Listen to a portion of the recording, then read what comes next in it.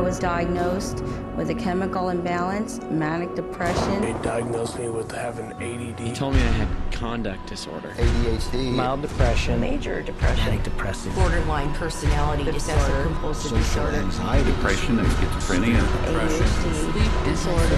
Identity problem disorder. But all of these so-called diseases are just made up. They're just fabricated. They're fictions of psychiatry imagination. What would psychiatrists do without their labels? They couldn't pretend to be real doctors anymore, you know? Neither could psychologists, you know? Diagnosing, what a godlike thing to do. Making diagnoses, and here's your treatment, a pill. Because so far they're not proving that any so-called mental illnesses exist. These are labels, and that's all they are. But without proof, you can't have credibility. So psychiatrists manufacture their own. It's based on a grab bag of checklists for disorders that are published in a book called the DSM, which is the Diagnostic and Statistical Manual. There are no statistics in this book, by the way. That just makes it sound more scientific. They create this cluster of disease, and they get together and they vote. Is this a disease? All in favor, say aye. The American Psychiatric Association is the publisher and owner and wealthy owner of DSM. They've made a great deal of money on DSM. Since the first edition of the DSM, the number of mental disorders voted into psychiatry's diagnostic manual has grown to 374. And with each new disorder, psychiatrists create yet another way to defraud the public. If you have 27 ways to bill in the DSM, that's 27 ways to bill. If you have 300, that's 300 ways to bill. So you can pretty much find anyone walking on the street that could fit into a DSM somehow. When you build insurance companies, you can't say the word. You've got to send in a number. And they have numbers for the most ridiculous things. You know, like arguing with your mother or peeing in the bed. Adolescent rebellion disorder is an official psychiatric diagnosis. Arithmetic learning disorder is an official psychiatric diagnosis. General anxiety disorder is a recent diagnosis. The psychiatric industry takes advantage of that. They say, wow, we can get these things categorized, make it look scientific, so let's label everything. Now we have a label for it. We can put a coding. If you've ever seen a medical insurance form, everything has a code. In DSM, it just looks like sort of some magical numbers. Of course, what we're talking about is reimbursement for mental health treatment as an illness. The more types of codings, the more types of illnesses you can come up with, the more claims can be paid, and the more reasons for treatment, and the more reasons for revenue for the psychiatric establishment, for the hospitals, and of course, the pharmaceutical companies. Incredibly enough, while presenting the DSM to the world as scientific fact, psychiatrists freely admit its utter lack of science. We have no diagnostic reliable markers for almost any illness there is in the DSM. What we're testing for in psychiatry, it's hard to say because there's nothing specifically. But as far as a test that's clinically useful, basically we're not there yet. We don't have any laboratory tests that we can use to determine whether somebody does or doesn't have a mental illness. There are no good biological tests for detecting mental illness. There is no test, there's no biopsy you can do. There is no chemical test right now. There are no specific tests to confirm the diagnosis or show the improvement, like any blood tests or any x-rays or anything like that. Oh, in my practice, I don't do any tests. I just speak with people and listen to them, and then I make a decision in what kind of illness. These diagnoses vary as widely as the psychiatrists who make them. In this hidden camera footage, a person visited several different psychiatrists, complaining of the same symptoms. I'm extremely unorganized, and I didn't used to be. It's caused problems in the family. It's caused problems getting, I'm self-employed.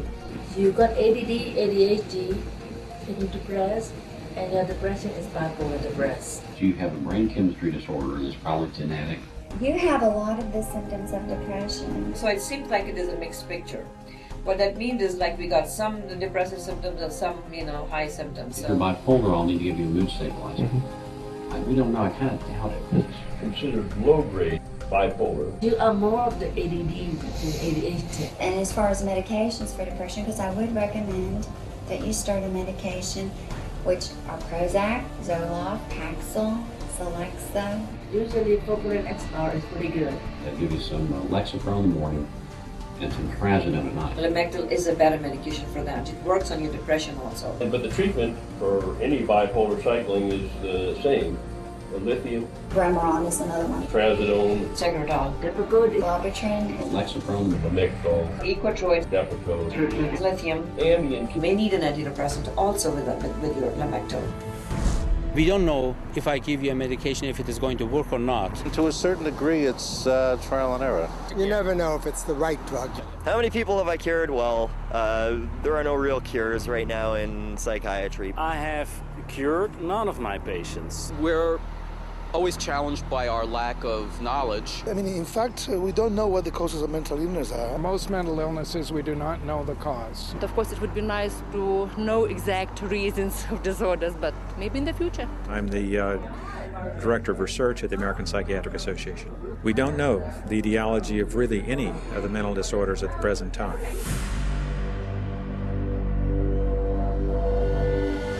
DSM-5 is coming out. It's grown to 10 times its original size, and it labels everybody. I could find 5 diagnoses that would fit you or anybody else. Compare this to the research methods of pathology, a real science that discovers real diseases using a wide variety of precise diagnostic tests. We do millions of laboratory tests as well as the structural examination and the microscopic examination. It's a whole series of applied scientific procedures. In the case of psychiatry, there isn't any laboratory tool that can precisely identify a psychiatric disease and allow it to be classified. It's not as if there's some study of tissue or some study of the body or some study of matter. These are all categories which are made up. They're simply made up. They don't exist in nature.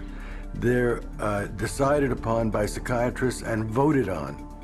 Psychiatrists are not the only ones who benefit from the DSM. Wherever you find a psychiatric diagnosis, you'll find a psychiatric drug.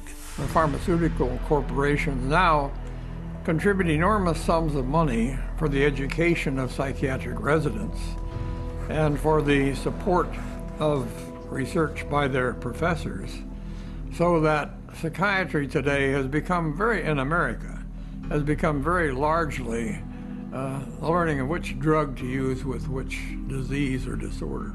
This to me is completely unethical, untenable, unacceptable for this to occur. The web of money is all over the place. It has compromised psychiatry, and now it's compromising psychology. And worst of all, it's compromising the patients. In 2006, a study revealed that 56% of all psychiatrists deciding what disorders to list in the next DSM had financial ties to at least one drug company. Today, we see the consequences, a barrage of drugs, each one targeted at an invented disorder that is backed by an arbitrary diagnosis found in the DSM. The fact that it is couched in the language of science without necessarily having any of the scientific data or underpinnings to justify it is as threatening as anything we've seen today. And psychiatry's latest and most expensive ploy to fool the public by imitating legitimate medicine? Brain scans. We can scan all the brains we want to. The fact that we see changes in different people's brains, changes in functioning, doesn't mean that we've discovered anything that has its origin in the brain. It just means that we're seeing changes but it doesn't mean that there's something wrong with the brain. They have no reliable measures about precise blood flow patterns for any of the psychiatric disorders using any of the scans. It's marketing. This is marketing. This is not science. This is incredibly effective marketing. It has nothing to do with science. Psychiatrists and psychologists use the DSM to label 450 million people worldwide as mentally ill, a total equal to the populations of France, Italy, Germany, Canada, Australia, the United Kingdom, and Russia combined. While sales of the psychiatric drugs they push have topped $80 billion annually, funding from world governments for these patients gross psychiatry over $250 billion a year. And much of this money comes from the diagnosis and drugging of our most trusting and vulnerable.